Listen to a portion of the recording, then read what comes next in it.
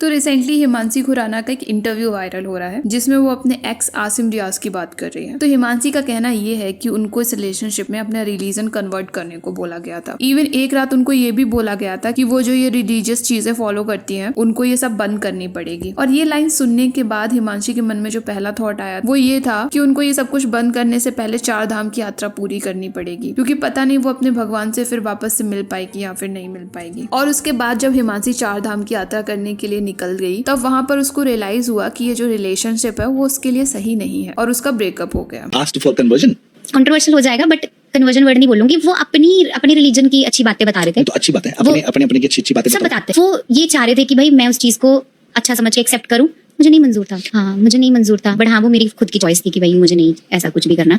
एक रात ऐसा इंसिडेंट हुआ कि मुझे बोला गया कि ये चीज तुम नहीं कर सकते इसके बाद। एंड आई स्वेयर मैंने अपने मुंह से ये बात बोली। उससे पहले मुझे 4 धाम सारे मंदिर पूरे करनी, क्योंकि फिर मैं कभी नहीं मिल पाऊंगी। मैं बहुत सोचती हूँ, उल्टी चीजें ऐसे आने लगी कि मैं आपकी प्रेयर्स पढ़ूंगी तो आपको कैसे पता मेरे अंदर से ओम नमः शिवाय नहीं निकल रहा। मेरे को ये सवाल आया कि मुझे जलाया जाएगा या दफनाया जाएगा। ये मेरा सेल्फ कॉन्शियस मुझसे पूछ रहा है। हिमांशी एंड आसिम 2019 में पहली बार बिग बॉस हाउस में मिले थे। उस time Himanshi Khurana already engaged थी चाव के साथ। इवन वो चाव की एक छोटी सी फोटो भी बिग बॉस हाउस में लेकर आई थी। लेकिन ये सब जानने के बाद भी आसिम रियाज हिमांशी से फ्लर्ट करते हैं। काफी बार तो हिमांशी आसिम को ये भी बोलती है कि तुम ये जो सब कुछ कर रहे हो वो बाहर जो मेरा पार्टनर है उसको पसंद नहीं आएगा। मतलब हिमांशी ने कभी भी अपने रिलेशनशिप को छुपाया नहीं था, ना ही उसने ये दिखाने की कोशिश की थी कि वो सिंगल है। लेकिन फिर भी आसिम हिमांशी के साथ कंटिन्यू फ्लर्टिंग करते रहते थे। आसिम को ये फर्क नहीं पड़ता था कि उसकी ये सब हरकतों की वजह से हिमांशी की लाइफ पर क्या इफेक्ट पड़ेगा। उसका 9 साल का जो रिलेशनशिप है वो खराब हो सकता है, उसकी एंगेजमेंट टूट सकती है। और जब कुछ वीक्स बाद हिमांशी इविक्ट होकर बिग बॉस हाउस से बाहर आ जाती है तब उसके जो फियंसे चाव थे वो उनके साथ ब्रेकअप कर लेते हैं। हिमांशी ने इसका रीजन बताया था कि जो कुछ भी उसके और आसिम के बीच में हुआ था बिग बॉस हाउस में वो चाव और उसकी फैमिली को पसंद नहीं आया था और उस टाइम हिमांशी को बहुत हेट भी मिल रहा था। ये सब कुछ होने के बाद हिमांशी आसिम के साथ रिलेशनशिप में आ जाती है और ये रिलेशनशिप ऑलमोस्ट 4 साल तक चलता है और 2023 में उनका ब्रेकअप हो जाता है। और ये जो ब्रेकअप की न्यूज है वो हिमांशी एक पोस्ट करके पब्लिक करती है। Yes, we are not together anymore. All the time we have spent together has been great but our togetherness come to an end now. इस पोस्ट के बाद हिमांशी का आसिम के साथ एक चैट भी वायरल होता है जिसमें आसिम ने लिखा था कि तुम्हें अपनी पोस्ट में हमारे ब्रेकअप का रियल रीजन बताना चाहिए था कि we come from different religion, we both have different beliefs, with all due respect to his and my religion, not seen any future together. और तभी से ये चीज क्लियर हो गई थी जो उनके ब्रेकअप का मेन रीजन था वो उनका रिलीजन था, क्योंकि जो आसिम है वो मुस्लिम फैमिली से आते हैं और हिमांशी खुराना पंजाबी सिख फैमिली से आती है। और अगर आप इनका रिलेशनशिप देखोगे तो वो स्टार्टिंग से ही प्रॉब्लमेटिक रहा था। जब आसिम को पता था कि हिमांशी एक रिलेशनशिप में है, वो इंगेज्ड है, फिर भी वो उस पर फ्लर्टिंग करता रहता था। उसको इस चीज का बिल्कुल फर्क नहीं था कि हिमांशी का 9 साल का रिलेशनशिप खराब हो सकता है। और हम ये भी नहीं बोल सकते कि हिमांशी की कोई भी गलती नहीं थी, सिर्फ आसिम की ही गलती थी, क्योंकि हिमांशी ने कभी एकदम स्ट्रिक्टली उसको मना नहीं किया है कि मुझे ये सब कुछ नहीं पसंद आ रहा है तुम जो कर रहे हो। और अगर आप किसी पर्सन से प्यार करते हो तो उसका रिलीजन चेंज कराने की क्या जरूरत है। वो जैसा है आपको उसको वैसा ही एक्सेप्ट करना चाहिए था, क्योंकि जब आप रिलेशनशिप में आए थे तब तो आपको सब कुछ पता था। और अगर आपकी ऐसी ही प्रायोरिटी है तो आप इस चीज का पहले से ही ध्यान रखो। और अगर आप आसिम का बिहेवियर देखोगे तो बहुत ही ज्यादा एरोगेंट हो चुका है। 2024 में जब वो खतरों के खिलाड़ी शो में आया था तो वो बाकी कंटेस्टेंट को कुछ नहीं समझ रहा था। उसका कहना था कि उसकी वजह से शो की टीआरपी हाई चली जाती है। उसने अपने लाइफ में बहुत ज्यादा शोहरत देख ली है जो बाकी कंटेस्टेंट ने कभी नहीं देखी होगी। इवन वो रोहित शेट्टी को भी कुछ नहीं समझ रहा था। और भी शोज में उसका ऐसा ही बिहेवियर देखा गया है।